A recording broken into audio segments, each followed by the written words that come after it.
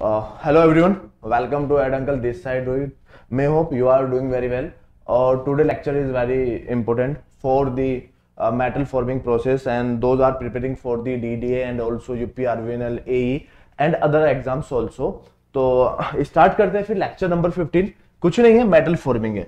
अब देखिए metal forming में कुछ क्वेश्चंस लाया हूं आपके लिए. कुछ होमवर्क्स होंगे, कुछ आप ये कह सकते हो होमवर्क्स के साथ साथ आपके लिए कॉन्सेप्चुअल है, क्योंकि जिस तरीके से लेवल बढ़ता आ रहा है ना डे बाय डे, वो लेवल बढ़ना इंपॉर्टेंट है. अब लेवल की बात कर लेते हैं तो 2018 से स्टार्टिंग हुई थी दिल्ली के जो एग्जाम है. अगर कोई डीडीए की तैयारी कर रहा है तो DSSB का नाम सुना होगा आपने, काफी बच्चे दिल्ली के हैं, तो उन्होंने देखा होगा कि गेट, एक वर्ड आ रहा है गेट AEJ में, उस लेवल का क्वेश्चन पूछा जा रहा है. तो इसका मतलब आपको तैयारी. अब एक बच्चे के मन में डाउट आता है, सर मैं तो जेई हूं, मैं तो डिप्लोमा किया हुआ है मैंने, क्या मैं उसको अटेम्प्ट कर पाऊंगा? अरे यार सब अटेम्प्ट कर पाते हैं, बस आपने लगन होनी चाहिए और 6 महीने की एक डेडिकेशन. 6 महीने में एग्जाम आराम से निकल सकता है डेडिकेशन के साथ.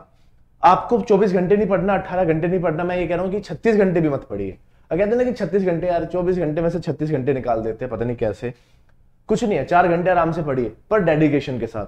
जिस डेडिकेशन में आपके पास आपका फोन नहीं होगा, सोशल मीडिया नहीं होगी, आप बस रेगुलर किताब पे ध्यान रखिए. हाँ, आधे घंटे का ब्रेक ले लो बीच में, उसमें अपना फोन देख लो, व्हाट्सएप नहीं होना चाहिए, फेसबुक अलग रखो, डेडिकेशन रखो, निकल जाएगा. ठीक है, चलिए अब सबसे पहले क्या करना है. आप देखिए AEJ है. अगर आपको नोटिफिकेशन चाहिए या कोई भी हमारी general information say about forms या कोई भी प्रॉब्लम है, तो आप हमारे JEE के चैनल से जुड़ जाइए.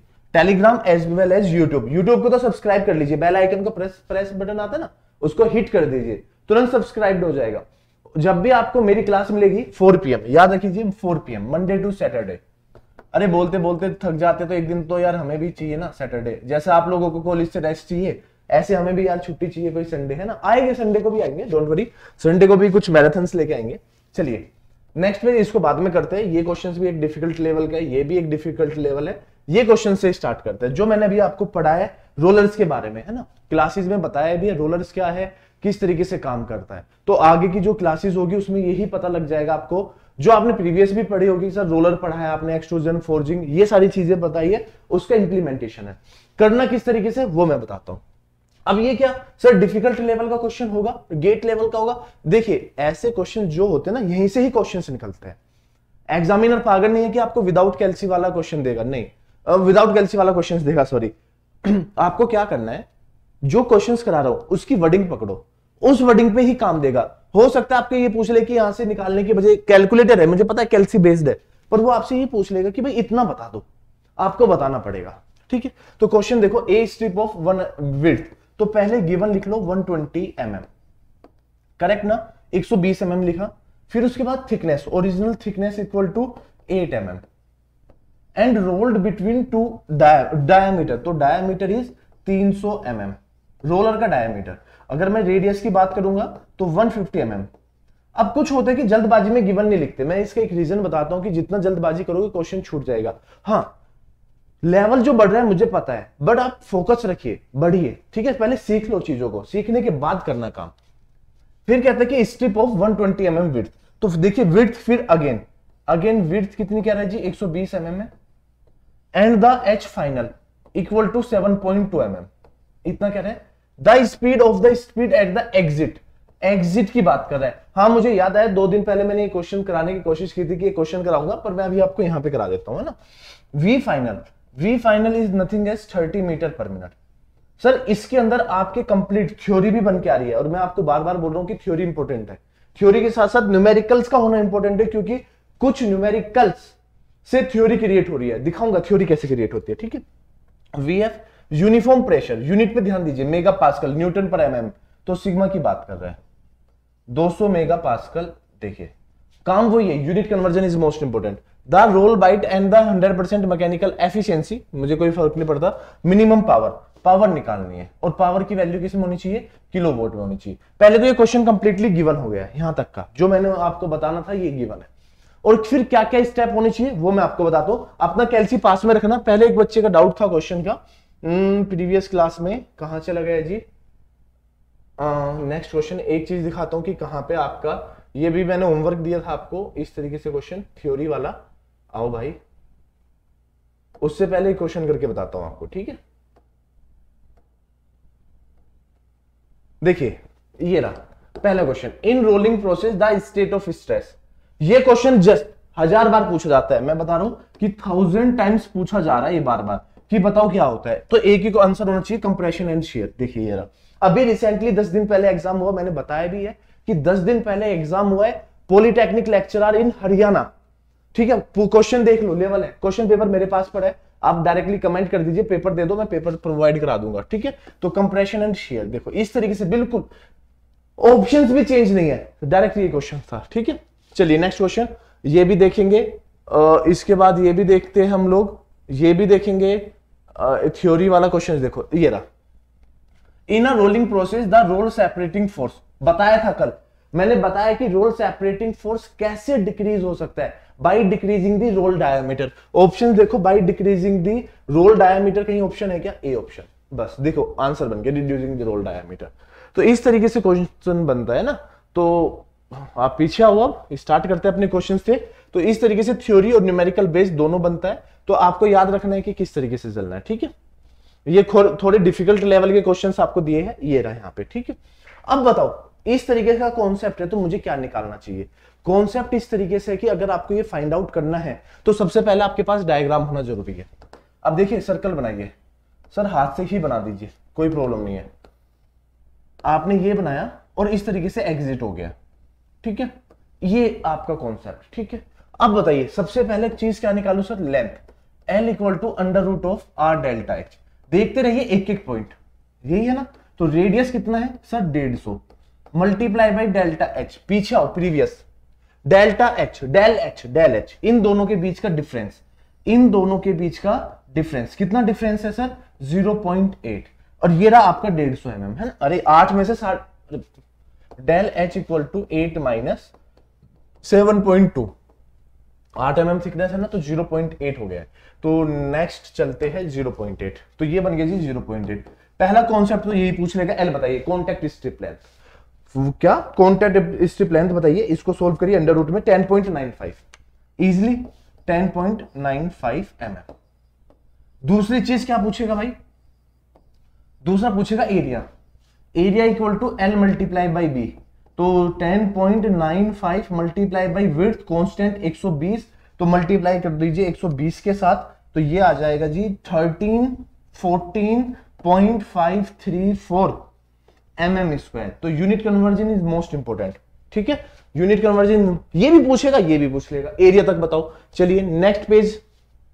अब थर्ड पॉइंट क्या बनता है बताओ सर? फोर्स। कौन सा force? Roll separating force. What is the force? Roll separating force, that is sigma multiply by area. Sigma value is 200 mega pascal, तो mega pascal multiply by area, newton per mm square में convert करेंगे तो 10 की power 6 cut जाता है। देखिए 200 multiply by 10 की power 6 Newton पर मीटर स्क्वायर। अगर इसी कन्वर्जन को मैं लिखूं तो ये बन जाएगा न्यूटन पर mm स्क्वायर। देखिए इस तरीके से कन्वर्जन हो जाता है। तो ये इसको कन्वर्ट करते हैं तो ये 10 की पावर 6 mm स्क्वायर में कन्वर्ट हो जाता है, क्रॉस हो जाता है तो न्यूटन पर mm, तो डायरेक्टली लिख देते हैं। ठीक है, तो ये कितना हो गया जी? 1314.534। सोल्व करोगे मल्टीप्लाई बाई 200 तो 262,906.82 न्यूटन बन गया है। और इसको किलो न्यूटन में चेंज करने के लिए 262.906 किलो न्यूटन, यहां तक भी पूछ सकता है। ठीक है, यहां तक भी कॉन्सेप्ट को पूछ लेगा। तो बताइए फोर्स, बताइए रोल सेपरेटिंग फोर्स की वैल्यू क्या होगी? Easy, make easy. ठीक है, फोर्थ पॉइंट आपसे पूछेगा आर्म लेंथ ए। कौन सी रोलिंग है सर? कुछ भी गिवन नहीं है। अगर कुछ भी गिवन नहीं है, is a hot rolling process, तो 0.5 LP। तो 0.5 LP means sir 10.954 divide by 2 कर लो। यस, तो 5.477 mm। करेक्ट ना? बन गया। देखो नेक्स्ट पॉइंट, इसके बाद देखिए जो प्रोसेस समझा रहा हूं वही है। फिफ्थ पॉइंट सर आपका torque equal to force multiply by A divide by 1000। क्यों? न्यूटन मीटर में कन्वर्ट करना है। तो न्यूटन मीटर में कन्वर्ट करने के लिए कितना था ये पीछे प्रीवियस देखो, 262,906 262,906 न्यूटन है ना, 0.82 मल्टीप्लाई बाई ए ये प्रीवियस ए इज 5.477, तो 5.477 और डिवाइड बाई 1000 कर दीजिए। तो डिवाइड बाई 1000 ये हो गया, डिवाइड बाई 1000 मल्टीप्लाई बाई 262,906.82। अब एक का डाउट आएगा, सर ये आपने किया क्यों, इतना बड़ा कैलकुलेटर से ही क्यों किया, कैलसी से ही क्यों किया, न्यूटन मीटर कैलसी से ही क्यों किया? देखिए बताने का तरीका ये है कि आपके उसमें एग्जाम में इतना डिफिकल्ट नहीं पूछेगा, बट यार आप कहते हैं ना कि जब युद्ध पे जा रहे हो तो तैयारी पूरी करनी चाहिए। आपको गोला बारूद भी चलाना आनी चाहिए, आपको तोप भी चलानी चाहिए और आपको रिवॉल्वर भी चलानी आनी चाहिए, ठीक है ना। तो तैयारी पूरी होनी चाहिए, बिना तैयारी के युद्ध में जाना बिल्कुल बेकार है, मैं ये समझता हूं। आपके पास कुछ है नहीं और युद्ध में चले गए, ठीक है, सिंपल सी बात है ना यार। युद्ध लड़ने के लिए टेक्निक का भी जरूरत होती है, हार्ड वर्क की भी जरूरत होती है और स्मार्ट वर्क। युद्ध तभी जीता जाता है जब आपके पास स्मार्ट वर्क और हार्ड वर्क दोनों हो। Hard work in the sense कि आपको तोप भी चलानी आनी चाहिए, साथ में रिवॉल्वर जो भी है, मशीन गन, जो भी इस टाइम पे इक्विपमेंट्स है सब आना चाहिए। स्मार्ट वर्क कि दुश्मन को कैसे मारा जाए, उसके खिलाफ कैसे चला जाए। अब ये नहीं कि आपने हार्ड वर्क कर लिया और स्मार्ट वर्क नहीं किया, नहीं, दोनों जरूरी है करने, नहीं तो पीछे हट जाओगे। इसलिए कभी गधा घोड़ा नहीं बन पाया, ठीक है ना, खच्चर खच्चर ही बन गया है। तो उसने क्यों, वो सिर्फ वजन ढोता है, हार्ड वर्क करता है पर स्मार्ट वर्क नहीं करता है।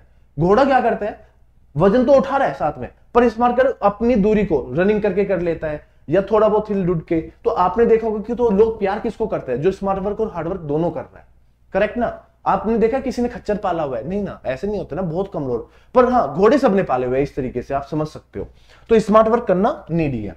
तो हार्ड वर्क मैं अभी यहां पे करा रहा हूं, इसका स्मार्ट वर्क क्या होगा, तो स्मार्ट वर्क ये है, प्रीवियस क्वेश्चन से देखिए, पहला फॉर्मूला लिखा हुआ है बन के आएगा, दूसरा फॉर्मूला एरिया पूछ सकता है, तीसरा फॉर्मूला में रोल सेपरेटिंग फोर्स पूछ सकता है, फोर्थ में आर्म लेंथ पूछ सकता है, फिफ्थ में टॉर्क पूछ लेगा और सिक्स्थ में पूछेगा पावर। बस ये पावर का फॉर्मूला। और पावर क्या होती है बताओ, नंबर ऑफ रोलर्स कितने, 2, पावर तो 2 से ही जनरेट होती है, इसलिए 2t इंटू ओमेगा, ये ऑलरेडी बताया है। तो 2 multiply by t is nothing as 1439.94 multiply by omega. अब ओमेगा का खेल बचता है, यहां पे जो खेल होता है वो ओमेगा होता है। ओमेगा किस तरह कैसे निकाल सकते हैं और किसका निकालना है ओमेगा, पावर कौन जनरेट कर रहा है, मैं नहीं, स्ट्रिप नहीं, रोलर जनरेट कर रहा है। अगर रोलर है तो पावर जनरेट हो रही है, अदरवाइज नहीं। तो समझो कॉन्सेप्ट को, आपके साथ गेम खेल रहा है, अगर वो गेम खेल रहा है तो बच के रहो। और बचना कैसे कि सर ये एक कॉन्सेप्ट तो बच्चा ये गलत करके आ जाएगा, टॉर्क। अगर उसने क्वेश्चन में पूछ लिया टोटल टॉर्क, तो 2t निकालना है, t नहीं निकालना, टोटल टॉर्क की वैल्यू, क्योंकि दो ही जनरेट, अरे यार ये देखो, ये भी टॉर्क जनरेट करेगा, ये भी टॉर्क जनरेट, दोनों टी जनरेट करेंगे, इसलिए that mean total torque generate हो गया। चलिए अब देखिए कॉन्सेप्ट यहां तक बन के आ गया। Omega, omega is nothing as, omega equal to, दो तरीके होते हैं, 2πn डिवाइड बाई 60 निकालना है। अब ये n में बड़ी प्रॉब्लम है, अब देखो सारे कॉन्सेप्ट ढील हो जाएगा माइंड। तो देखो n निकालना है सर, n बहुत जरूरी है निकालना, n क्वेश्चन में गिवन ही नहीं है, बट एक कॉन्सेप्ट गिवन है जो हम लोग पढ़ते आ रहे हैं, since we know v equal to r omega, ऐसे भी निकाल सकते हैं। पर देखो v क्या निकालने हैं, अब जो क्वेश्चन में गिवन है प्रीवियसली देखो, यहीं पे ही निकाल दूंगा। v कौन सा है, फाइनल स्ट्रिप का, एग्जिट स्ट्रिप, मतलब स्ट्रिप पास हुई यहां पे। अब देखो कॉन्सेप्ट देखिए, अब यहां पे देखो, अगर ये रोलर रखा हुआ है, रोलर रखा हुआ है जी, नेक्स्ट पेज ले लेते हैं। देखिए ये रोलर रखा हुआ है, ये रोलर होता है वी रोलर, ठीक है, ये एंट्री है वी आई और ये एग्जिट है वी एफ। तो फर्स्ट कंडीशन क्या कहती है, सुनना कि जो वी आई है is less than V naught, और यहां पे होगा वी नोट, तो वी नोट है, बट यहां पे क्या होगा, V final is greater than V naught, V zero ना, वी रोलर, अरे वी आर लिख लो, वी आर लिख लो या कुछ भी लिख लो, वी रोलर से बड़ा होगा, जो मर्जी है वो लिखो। तो यहाँ पे ये बड़ी वैल्यू, ये कम है, ये ज्यादा है, यहाँ पे ये ज्यादा है, ये, तो अब आपको ये चाहिए क्योंकि पावर ये जनरेट कर रहा है, इसकी वेलोसिटी चाहिए। कैसे निकालोगे सर, निकालने के लिए एक तरीका है, v equal to pi D N, ठीक है, और डिवाइड बाई 1000। सर ये तो निकाल लेंगे, अब पाई डी एन डिवाइड बाई 1000 वहां पे भी है, वो 2πn डिवाइड बाई 60 वहां पे भी है, तो ये तो सर फंसने वाली बात हो गई। सुनो जितना सुनना है, v equal to pi D N. Sir ये तो ठीक है, पाई डी एन कहीं गिवन है, एन नहीं गिवन है, फिर क्या निकाले सर, यही कॉन्सेप्ट है। तो v equal to r omega निकाल ले, नहीं। तो अब मेरे माइंड में एक ही चीज आ रही है निकल के कि सर जो आपने पढ़ाया, एक ही वर्ड पढ़ाया था, कंटिन्यूटी इक्वेशन, तो कंटिन्यूटी इक्वेशन को सबसे पहले लगाते हैं। वो कंटिन्यूटी इक्वेशन जो बच्चा पढ़ता है सर, क्या कि h naught b naught into v naught. अब इसलिए बता रहा हूं कि ये कॉन्सेप्ट बड़ा इंपॉर्टेंट है, h final b final, v final. अब देखो इस तरीके से निकलती है चीजें। तो देखो बी नोट और ये तो दोनों कांस्टेंट थे इसलिए कट गए। एच कितना था 8, वी नोट मालूम है नहीं, एच फाइनल कितना है 7.2 और वी फाइनल कितना 28 metre per minute, mm cut गया। तो यूनिट कितनी आ जाएगी वी नोट इक्वल टू, अगर आप इसको सोल्व करते हैं तो बाय यूजिंग कैलसी सोल्व कर लीजिए। 28 मल्टीप्लाई बाई 7.2 डिवाइड बाई 8, 28 ही है क्या, नहीं 30 होगा शायद, 30 मीटर है, सॉरी 30 है ये, है ना, 30 है, this one is a 30, okay, इसको 30 लिखिए जल्दी से, 30 है ना। तो 30 मल्टीप्लाई बाई 7.2 डिवाइड बाई 8, 27 आ गया, तो ये बन गया 27। तो ये स्ट्रिप की है, ये स्ट्रिप मीटर पर मिनट, ये स्ट्रिप की है। तो अगर मुझे रोलर की चाहिए, if you want roller speed, तो क्या होगा सर, वी एफ है, वी नोट है, तो वी रोलर निकल के आ जाएगा। वी रोलर क्या होगा सर, वी नोट प्लस में, अरे हाँ रोलर लिख लो है ना, ये तो we naught v i initial है ना, हाँ कंफ्यूज नहीं होना, ठीक है, ये कंफ्यूज नहीं होना इस वर्ड से। अरे तुम रब हो ना, तू रब हो जा, रोलर लिख लो इसको यार, फिर दिमाग खराब करोगे आप लोग। ये रोलर लिख लो, ये वी ओरिजिनल लिख लो, ये वी रोलर लिख लो, तो that one is a v roller. Note if, यार ये बार बार है ना, मुझे भी कंफ्यूज कर देता है ना, तो this is a v naught हिसाब से, ठीक है, प्रीवियसली। चलो तो वी नोट प्लस में वी एफ डिवाइड बाई 2, तो सोल्व करो, 28 प्लस 30, 27 प्लस 30, 57 डिवाइड बाई 2, तो 56, 28.5, तो 28.5 मीटर पर मिनट आ गया। अगर ये 28.5 मीटर पर मिनट आ गया तो मैं यहीं पे ही सोल्व कर रहा हूं, देख लो। तो ये 28.5, तो v equal to pi d, फिर वही pi D n divide by, अब d को कन्वर्ट करना है 1000 में, डिवाइड बाई 1000 मीटर में कन्वर्ट हो जाएगा। तो वेलोसिटी कितनी है बेटा 28.5 इक्वल टू पाई, और d कितना है 300 है ना शायद, 150 300, हाँ 0.30, और ये बन गया जी n। इसको सोल्व कर लीजिए, 28.5 divide by pi divide by 0.3, तो आप सोल्व करोगे तो n की वैल्यू निकल के आएगी 30.23 रिवोल्यूशन पर मिनट, आरपीएम। बस इसको यहां पे पुटअप कर दो, 2 पाई n 30.23 डिवाइड बाई 60 रेडियन पर सेकंड में कन्वर्ट करने के लिए, तो multiply by 2 multiply by pi और डिवाइड बाई 60, नथिंग एज 3.16, ये बन गया जी 3.16। बस इसको कन्वर्ट कर लीजिए, मल्टीप्लाई बाई 2 मल्टीप्लाई बाई 14, 39.94, तो ये बन जाएगा जी 911.9.62 वोट, और nothing as 9.11 kilowatt is the answer. ये बन गया जी, लीजिए ये 6 पॉइंट कवर अप करा दिया। ये गेट का क्वेश्चन है, मैंने इसलिए कराया हूं क्योंकि ये है गेट का क्वेश्चन, और गेट का क्वेश्चन होना बड़ा इंपॉर्टेंट है।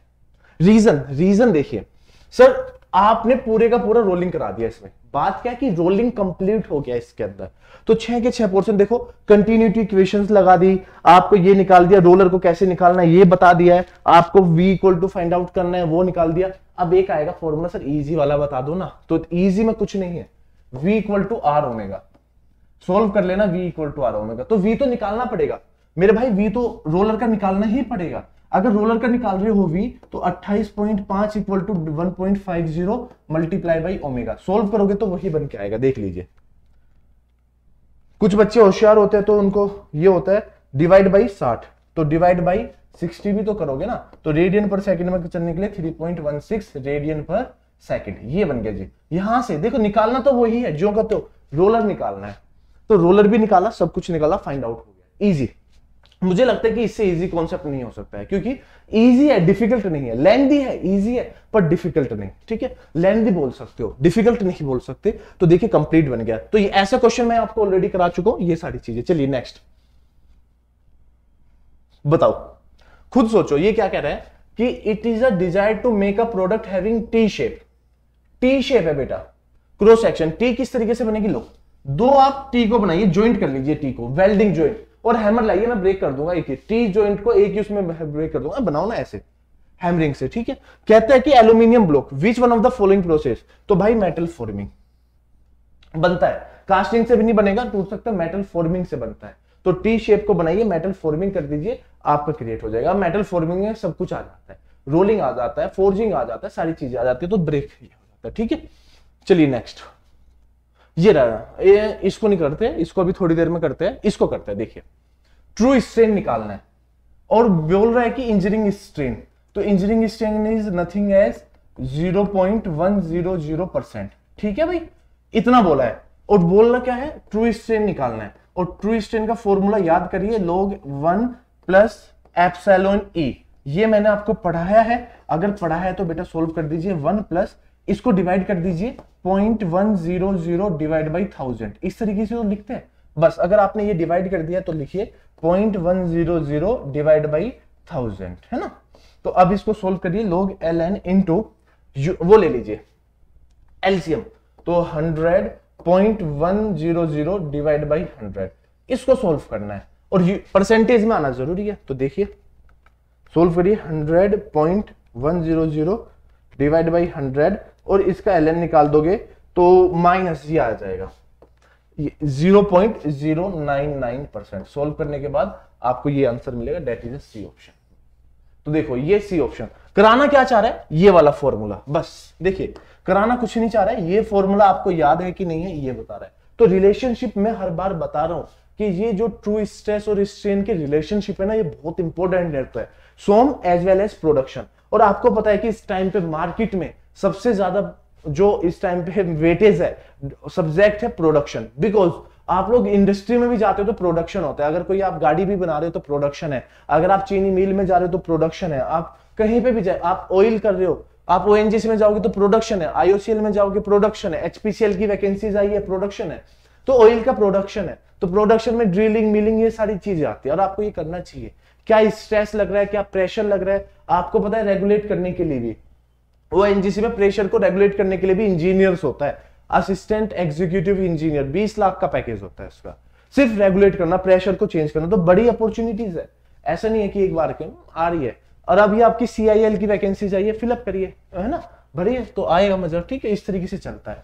और जो हमारे एई जेई वाले होते हैं, जेई की ओएनजीसी में बहुत ज्यादा आती है, मतलब आपका टेक्निकल असिस्टेंट बोलते हैं उसको, टीए बोलते हैं, technical assistant, same as assistant, same as junior engineer.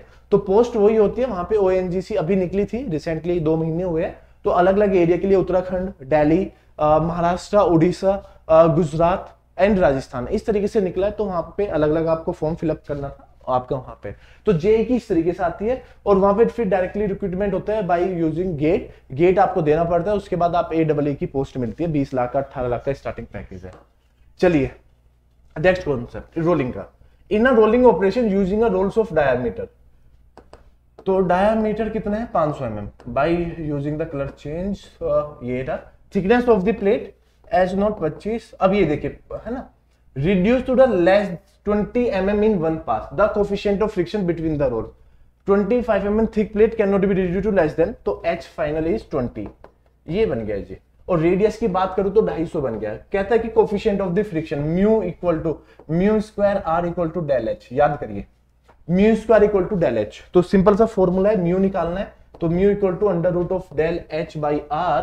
तो ये देखो यहाँ पे बन गया जी 5 और डिवाइड बाई 250, तो 5 डिवाइड बाई 250 ये बन गया। अब इसको सोल्व करना है, ये थोड़ा सा डिफिकल्ट टास्क है क्योंकि विदाउट कैल्सी नहीं कर सकते, तो कैल्सी का यूज कर लो अभी। बट यहाँ पे इजी दे देगा, हो सकता है 5 डिवाइड बाई 25 दे दे, तो ये बात बन सकती है। तो डायमीटर हो गया कितना 500, तो 250 रेडियस हो गया, तो 5 डिवाइड बाई 250 और अंडर रूट कर देंगे तो अंडर रूट करके आंसर आ जाएगा 0.089। तो ये आपका आ गया जी कोफिशिएंट ऑफ फ्रिक्शन, म्यू की वैल्यू आ गई। अब इससे इजी क्वेश्चन नहीं होगा, ये बता दिया, ठीक है। इससे इजी तो क्वेश्चन नहीं होगा, डायरेक्टली यहां से थ्योरी बेस्ड बनता है। पूछ लेगा coefficient of friction, roller diameter किसके ऊपर डिपेंड रहता है, तो इन दोनों चीजों के ऊपर डिपेंडेंट रहता है। फ्लो स्ट्रेस, ये भी एक डिफिकल्ट कॉन्सेप्ट है। ये पावर, अगर मैं आपको होमवर्क देता हूं तो इसको लिखिए ऐसे, सिग्मा इक्वल टू 500 एप्सिलॉन की पावर 0.1, ठीक है। कॉन्सेप्ट है ये, अलग बताऊंगा, ठीक है। अब ये देखिए, ये कॉन्सेप्ट है, ये बनता है आपका कॉन्सेप्ट, ये वाला सबसे इजी है ये, और ये ही डिफिकल्ट है विदाउट कैल्सी। रीजन क्या है, आपको घबराना नहीं है कि कॉन्सेप्ट क्या बोल रहा है, आपको ये देखना है कि क्वेश्चन में क्या चीजें बोल रहा है। बस मेरा काम है पढ़ना, बस ये काम है। देखो क्या कहता है, sir in two stage wire drawing operation, यहां तक छोड़ो, अब आगे पढ़ो। The fractional reduction ratio of change in cross section area to initial, अरे चेंज इन क्रॉस सेक्शन की बात कर रहा है, इन फर्स्ट स्टेज 0.4। सुनना बड़े ध्यान से, देखो सॉल्यूशन कैसे करते हैं। आपके फादर ने आपको 100 रुपीज दिए, आपको गिवन क्या है, अब देखना गिवन, इधर लिख देता हूं रिडक्शन, ठीक है। और आपके पास रिमेनिंग कितना बचा, आपके पास रिमेनिंग कितना बचा, रिमेनिंग, रिमेन्स, आपके पास रिमेनिंग कितना बचा। देखो क्या कहता है कि दो स्टेज है, मतलब क्या किया आपने, गन्ना होता है ना, गन्ने का रस, गन्ने को पकड़ा, रोलर के बीच में रखा, ऐसे सुनना, निकल के बाहर आ गया, फिर दोबारा से निकाला, तो first stage complete, second stage में फिर रखा, फिर हो गया, तो दो स्टेज कंप्लीट हो गई, ठीक है। कहता है कि फर्स्ट स्टेज में आपके फादर ने दिया आपको 100 रुपीज, गिवन दिए 100, समझना, फर्स्ट स्टेज में 0.4 रिडक्शन हो गया, मतलब आपके 40 रुपए खर्च हो गए। 0.4 मल्टीप्लाई बाई अगर मैं 100 से कर दूं तो कितना रुपए हो गया बेटा, 40 रुपए, रिडक्शन हो गया 40। ये यहां पे चलता नहीं है, इसको देखना पड़ेगा, यहां पे ये चलता नहीं है, 40, और रिमेनिंग कितना बचा आपका 60, तो रिमेनिंग आपके बच गए 60। तो first stage, this is your first stage. देखो स्टेज ये, अब आपने क्या किया, 100 रुपए आपके फादर ने दिए, 40 रुपए आपका किराया लग गया, मतलब सॉरी ये तो नहीं, आपके फादर ने 100 रुपए दिए, 40 रुपए आपने अपनी गर्लफ्रेंड को पिज्जा खिला दिया, सॉरी गोलगप्पे खिला दिया, 40 रुपए पिज्जा थोड़ी आता है, तो 40 रुपए का, रिमेनिंग कितने बचे आपके पास 60 रुपए। अब यहां तक आपके 60 रुपए कंप्लीट हो गए, ठीक है। अब आपके पास घूम फिर के आओ, अब आप दूसरी दुकान पे गए, आपके पास थे 60 रुपए, क्योंकि ये तो कंप्लीट हो चुका है, रिमेनिंग अमाउंट ही तो बचेगा आपके पास। हाँ सर, कहता है कि सेकंड स्टेज में आपके 0.3, मतलब 0.3 इसका इतना परसेंट खर्च हो गया। आपने कहा कि मेरे पास 60 रुपए बचे हैं और उसका 30 रुपए, देखो ये 0.3 है तो 30% खर्च हो गया, मतलब अब आपने उसको जूते दिलवा दिए, शूज दिलवा दिए, गिफ्ट भी तो दोगे, गोलगप्पे खिलाए तो क्या गिफ्ट नहीं दोगे, देना बनता है भाई, दो, रिस्पेक्ट करो, देना चाहिए गिफ्ट, ठीक है। चलिए अगर गिफ्ट देना है तो 60 रुपए का 30%, तो बेटा 60 का 30% खर्च हो गया है, 60 का 30% रुपए खर्च हो गए, तो 60 का 3% कितने, 18 रुपए खर्च हो गए, तो रिडक्शन कितने का हो गया बेटा, 18 रुपए का हो गया। बचे कितने आपके पास 42, रिमेनिंग अमाउंट कितना बच गया आपके पास 42 बच गया, ठीक है। तो अब देखो आपके फादर ने 100 रुपए आपको घर दे के भेजे, सामान लाओ, आपने चालाकी दिखाई, 40 रुपए के आपने अपनी गर्लफ्रेंड को गप्पे खिला दिए, बच्चे कितने 60। अब ये कहता है कि सेकंड बार में अब उसको गिफ्ट देना भी जरूरी था, सेकंड स्टेज में 0.3, दैट मीन 30%, 30 रुपए नहीं 30%, तो 100 का 40% निकालना था यहाँ पे, 100 का 40% कितना हो गया जी 40 रुपए, वही चीज बता रहा हूं, 18 रुपए आपने खर्च कर दिए, रिमेनिंग लास्ट में आपकी जेब में कितने बचे 42। पर क्वेश्चन पूछ क्या रहा है, ये देखिए क्वेश्चन क्या पूछ रहा है कि overall fractional reduction is, overall fractional reduction कितना रिड्यूस हुआ, कितना खर्च करके आए आप, तो 40 प्लस 18 कितना हो गया बेटा 58, और परसेंटेज में पूछा है तो 0.8 ये पूछा है, परसेंटेज रिडक्शन मतलब फ्रैक्शन लेकर तो 0.58, तो 0.58 ढूंढो, बी ऑप्शन बन गया, तो बन गया जी ये ऑप्शन। अब देख लीजिए डायरेक्टली बन रहा है 0.58, अगर पूछता है रिमेनिंग कितना बचा तो 0.42, देखो 0.42 कहीं क्वेश्चन में नहीं, घुमा देगा रे, छोड़ो 0.58, इजी, मेक इजी। तो ये ऐसे ऐसे कॉन्सेप्ट बड़े इजी बनते हैं और आपको सीखना है कि कैसे करना होता है। तो रिडक्शनल चेंज हो गया। चलिए नेक्स्ट कॉन्सेप्ट, अब देखिए ये क्या कहता है, in a slab rolling operation the maximum thickness reduction, oh wow, delta H maximum कुछ नहीं है, delta H maximum equal to mu square R, ठीक है जी, ये क्वेश्चन बोला है। अब देखो फंसा रहा है ना, where r is the radius of the roll and mu is the coefficient of friction between the rolls and sheet is 0.1, अगर मैं इसको लिख दूं 0.1 मल्टीप्लाई बाई आर, करेक्ट ना। The maximum angle subtended by the deformation zone by the centre, अगर ये concept पूछ लिया है, अरे भाई क्या करोगे अब खुद सोचो, म्यू स्क्वायर आर नहीं कर सकते, तो मेरे पास एक ही कॉन्सेप्ट है सर, कोस अल्फा, और कोस अल्फा क्या था 1 minus delta h by 2r। अब ये कोस अल्फा निकालना है, अब या तो आप इधर लिख लीजिए इसको delta h equal to mu square लिख दीजिए, आर यहां से निकल के आ जाएगा। अरे देखो अभी भी कंफ्यूज हो जाओगे, कुछ नहीं करना है, ये डेल्टा एच बोला है, आप इसको डेल्टा एच को ऐसे रहने दो, डिवाइड बाई क्या करो आर, आर की वैल्यू निकाल लो, divide by mu square equal to R, चाहे वहां पे पुटअप कर दो या यहां पे पुटअप कर दो, चलो वहां पे पुटअप कर देते हैं ना। तो ये देखो 1 minus delta h 2 multiply by r, r को यहां से निकाला कि sir delta h by mu square, तो ये कट गया, म्यू स्क्वायर ऊपर आ जाएगा, 1 minus mu square divide by 2, और रख लो अब कोस अल्फा की वैल्यू, बस। अब ये यहां पे पुटअप करना है, कैसे पुटअप करोगे, कि sir cos alpha equal to 1 minus mu 1.12, ये है ना 0.1, यस 0.1, ठीक है।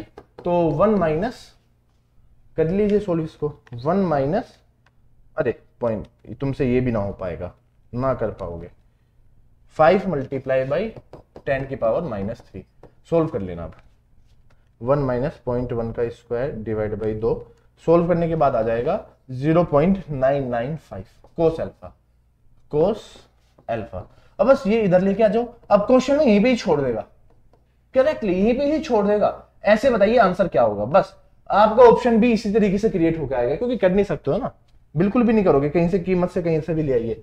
तो 5.73 डिग्री, तो इस तरीके से, तो यहां पे भी छोड़ देता है, या फिर आपको ऑप्शंस दे देगा कि cos inverse, sine inverse, tan inverse, something something, ये ऐसे कि ऑप्शन में क्या देगा, ए ऑप्शन दे देगा कौन नहीं गिवन, ऐसे लिख देगा कि कोस इनवर्स अगर निकल के आएगा 0.995 that is 5.73, cos inverse is 0.1 something, sine inverse 0.995। अब आपको ऑप्शन में ये चेक करना है कि कोस इनवर्स होता है, नथिंग एल्स, इसके अलावा कुछ नहीं होता।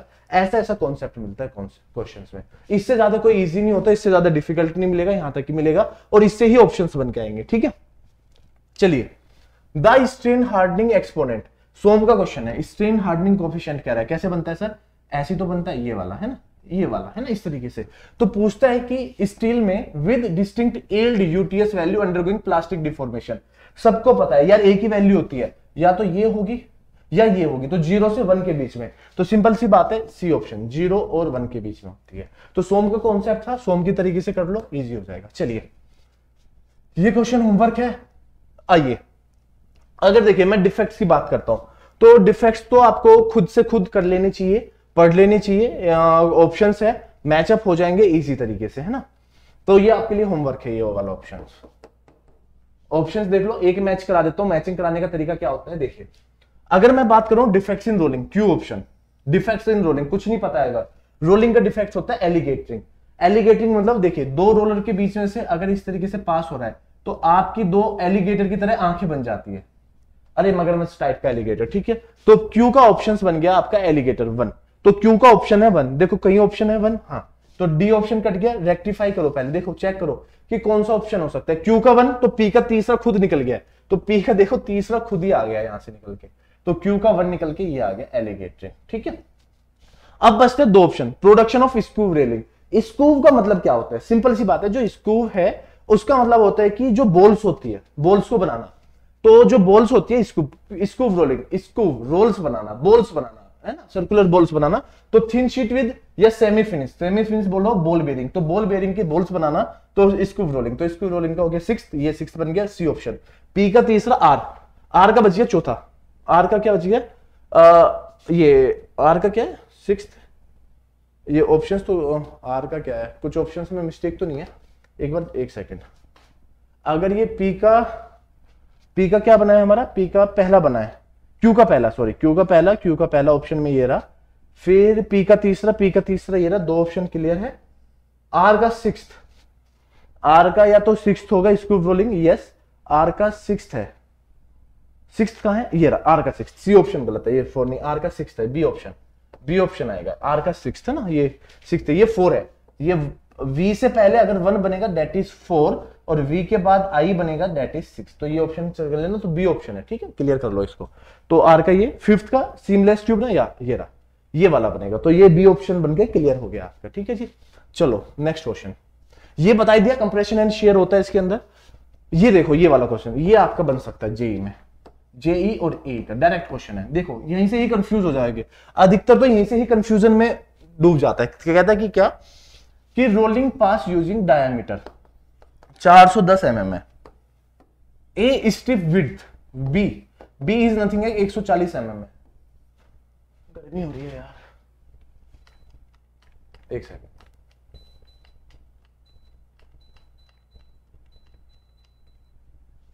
ठीक है, ये हो गया जी। थिकनेस एच इनिशियल, देखो क्या कहते हैं जी, एच इनिशियल की जो वैल्यू है 8 mm, अब ये 10% रिडक्शन ऑफ थिकनेस, कहता है कि जो एच फाइनल है उसका 10% रिडक्शन हो जाता है, मतलब कोई 8 चीज है उसका 10% का रिडक्शन हो जाना, तो तो कितना रिडक्शन हो गया बेटा 0.8। अगर ये 0.8 रिडक्शन की बात करें दैट इज डेल एच। अगर मैं 8 में से 0.8 माइनस कर दूं तो कितना बचेगा 7.2 बचेगा। कितना बचना है 7.2 बचना है। तो ये डेल एच इक्वल टू 0. तो डायरेक्टली याद रखना अगर ये 10% रिडक्शन है तो इसका डिडक्शन कर देना डेल एच बच जाएगा। अगर ऐसा निकालना चाहते हो तो ऐसा निकाल लो। तो cos alpha equal to 1 minus del h, तो 0.8 divide by 2r, 2r nursing है 410, कितना बन गया जी डायमीटर। अब ये कैलसी से करना पड़ता है थोड़ा सा, देखो एक चीज तो करनी पड़ेगी कैलसी से, 0.8 डिवाइड बाई 410 और ये लगा दो कोस इनवर्स, तो बन गया जी अल्फा की जो वैल्यू बन के आई है वो बन के आई है 3.57। क्या ऑप्शन में नहीं पूछा, किस में है सर रेडियन में पूछा, तो रेडियन में निकाल लीजिए। Oh my God what a busy day. तो रेडियन में निकालोगे तो multiply by pi divide by 180 करना पड़ेगा और डायरेक्टली आंसर आ जाएगा अब आपका 0.0623। तो ऑप्शन में चेक कर लीजिए सी ऑप्शन है तो करेक्ट ऑप्शन। ठीक है, तो आपको इस तरीके के क्वेश्चंस मिलते रहेंगे। तो जो भी क्वेश्चन है देखिए सारे क्वेश्चन है होमवर्क है अब आपके लिए, नंबर ऑफ पासेस क्या है, रिक्वायर्ड क्या है, तो ये सारे क्वेश्चंस आपके होमवर्क है, आपको करना है। मैं आपको क्वेश्चंस दिखा देता हूं एक बार कि क्या क्या है। ये एक क्वेश्चन ये रहा आपका, आप इसको होमवर्क करना या मैंने करा चुका होऊंगा तो आप देख लेना, ये होमवर्क है। ये इसका बी पार्ट है, ये ए पार्ट है, ये नेक्स्ट बी पार्ट है, करेक्ट ना। अब इसकी बात करते हैं ये नंबर ऑफ रिक्वायर्ड पासेस, चलो इसको कर लेते हैं पहले। ठीक है, देखिए क्या कहते हैं, the thickness of the plate is reduce from 30 to 20 mm। तो डेल एच की वैल्यू कितनी होगी बेटा H not minus H final. अब तो यार कर दीजिए, इतनी प्रैक्टिस करा दी कि आप लोग अब है ना कुछ भी कर सकते हो। 20 mm हो गया। Successive cold rolling passing using identical diameter 600 mm, dia लिख दो 600 mm, मुझे क्या फर्क पड़ रहा है। Assume there is no change in width, ठीक है विड्थ तो चेंज हो ही नहीं रही है तो नो स्प्रेड। ठीक है, तो म्यू इज वैल्यू इज 0.1। तो डेल एच मैक्सिमम, अगर मैं डेल एच मैक्सिमम की बात करता हूं that is mu square r, और म्यू इज 0.1 का स्क्वायर मल्टीप्लाई बाई 300। अगर ये 300 आ गया तो डेल एच मैक्सिमम आ गया 3। अब डेल एच मैक्सिमम का मतलब क्या है, देखिए ये क्या कह रहा है कि जो रिडक्शन है टोटल रिडक्शन की वैल्यू जो है, सुनो ये कह रहा है कि टोटल रिडक्शन है 20 mm, मतलब आपको 20 रुपए खर्च करने हैं, बट आपके पास लिमिट है कि एक बार के में 3 ही रुपए खर्च कर सकते हो। क्या कह रहा है सुनो, ये कह रहा है कि इतने हैं आपके पास, 20 रुपए है आपके पास, आप एक बार के में 3 रुपए खर्च कर सकते हो। सुनो कि भाई आपके पास सब कुछ मिला के 20 रुपए है, यहाँ पे ये लास्ट 30 माइनस 10 20, तो डेल्टा एच ये निकल के आ गया। ठीक है, कहता है कि म्यू स्क्वायर आर जब आपने यूज किया तो डेल्टा एच मैक्सिमम की 3, तो ये बता रहा है कि एक पास में एक बारी में 3 mm का रिडक्शन है, 3 रुपए का रिडक्शन है एक बारी में। तो इसका मतलब नंबर ऑफ पासेस कितनी बार के में खर्च कर सकते हो आप सर 20 डिवाइड बाई 3, तो 20 divide by 3 is nothing as 6.66। तो मतलब देखो 6.66 नहीं होता, अरे या तो यार आप या तो 6 रुपए खर्च करोगे या 7 करोगे, तो अब 6 से ऊपर रुपए खर्च करने पड़ रहे हैं, तो अब आप 7 रुपए, यार आप शॉपिंग करने जाते हो 500 रुपए की जगह पे वो 499 लिखता है, और आपको पता है उससे 1 रुपया बचा बचा के वो करोड़ों रुपए कमाता है। अगर आप उसकी सेल्स भी देख लो, सपोज करो 1000 लोगों ने एक दिन में शॉपिंग करी और 499 रुपए प्राइस है, और 1000 लोग 1 रुपया छोड़ के आ गए, तो उसके 1000 रुपए बन गए एक दिन में, समझ गए ना बात। तो एक एक रुपया वही है, तो 6.66 छूट गए, तो आपके नंबर ऑफ पासेस हो गए 7, तो आंसर हो गया जी 7, नंबर ऑफ पासेस इज 7। तो 6 से बड़े हो गए ना, 6 से बड़ा हो गया, तो 6 से बड़ा हो गया तो 7 हो गया, बस सिंपल आंसर आ गया जी 7। बस इस तरीके से करना है, इसके अलावा कुछ नहीं है। चलो ये मैंने करा दिया, ये सारी चीजें अधिकतर करा दी है। अब आपको क्या करना है, अब आपसे एक रिक्वेस्ट है सिंपल सी, हमारे पास 3 चैनल्स अवेलेबल है for your preparation. If you are a GATE student तो ज्वाइन आवर गेट की तैयारी Telegram as well as YouTube channel. If you are preparing for the AE JE, so you can join JE AE YouTube and Telegram channel. If you have need to learn about the non-technical subjects like aptitude, quants, English, Hindi and other subject, you can join our channel सरकारी नौकरी की तैयारी। तो these are the तैयारीज है ना, gate की तैयारी, JEE की तैयारी एंड सरकारी नौकरी की तैयारी। तो देखो यहाँ पे चल रहा है JEE की तैयारी में मेरा कौन सा गेट है ना, तो गेट में लिखो इंडस्ट्रियल इंजीनियरिंग, तो यहाँ पे चल रहा है जी इंडस्ट्रियल 12 PM यूट्यूब पे, यूट्यूब ये सब कुछ यूट्यूब पे चल रहा है। ठीक है, यहाँ पे चल रहा है प्रोडक्शन, तो आप प्रोडक्शन के साथ मिलिए 4 PM, और यहाँ पे मैं नहीं पढ़ा रहा हूं, तो यहाँ पे आप ज्वाइन कर सकते हो दूसरे फैकल्टीज को जो हमारे एक्सपर्ट्स हैं उनके साथ। तो उनके साथ चलिए, जो आपका यहाँ पे क्या क्या सब्जेक्ट चल रहा है, क्वांट्स चल रहा है, प्लस में रीजनिंग चल रहा है। तो ये बहुत ज्यादा इंपॉर्टेंट है, ये दोनों सब्जेक्ट आपके पैरेलली चल रहे हैं, तो दोनों को ज्वाइन करिए। तो ठीक है बेटा, तो आज की क्लास में यहीं पे ओवर करता हूं। और ये वेबसाइट से सपोर्ट से कॉल कर सकते हो, अगर आपको मेरे से बात करनी है, किसी भी फैकल्टी टीम से कांटेक्ट करके कह दीजिए, उनसे बात करा दीजिए, आपकी बात हो जाएगी। तो भाई आज की क्लास यहीं पे ओवर करता हूं, ठीक है। तो कई डाउट्स थे कि सर थोड़ा बड़ी क्लास ले लीजिए, लेंगे, टाइम मिलने दो, क्योंकि आपकी कितनी सारी क्लासेज एक साथ चल रही है, आप देख भी रहे हो। तो क्लासेस करेंगे, एक बार आप आइए, रेगुलरिटी बनाइए क्लास में और मैक्सिमम यूटिलाइजेशन करिए। दूसरी बड़ी बात, अगर कोई भी डाउट है तो कमेंट बॉक्स में कमेंट कर दीजिए। थर्ड थिंग, अगर आपको कोई भी उसका लिंक चाहिए, अगर आपको कोई भी लिंक चाहिए, ये प्रीवियस में जो ये लिखे है मैंने यहाँ पे, इनका किसी का भी लिंक चाहिए आप, तो डिस्क्रिप्शन बॉक्स में इनके लिंक्स गिवन है, ऑलरेडी जाइए और वहां पे जाके क्लिक करिए, ज्वाइन हो जाओगे डायरेक्टली यूट्यूब ये। और हाँ, सब्सक्राइब करना ना भूलिए, सब्सक्राइब, शेयर, लाइक, ये सारी चीज करते रहिए। और मैक्सिमम यार अपना भाई मान लीजिए, सर मान लीजिए, जो मान लीजिए, बात मानो और पढ़ना स्टार्ट कर दो। मौका है इस साल, बहुत बेहतरीन मौका है एग्जाम निकालने का, तैयारी करने का, with us, with Ed uncle, with Ed uncle family, ठीक है। तो आप लोग ज्वाइन करिए, पढ़िए और जितना हो सकता है लाइक, शेयर एंड सब्सक्राइब करिए। Thank you so much. जय हिंद।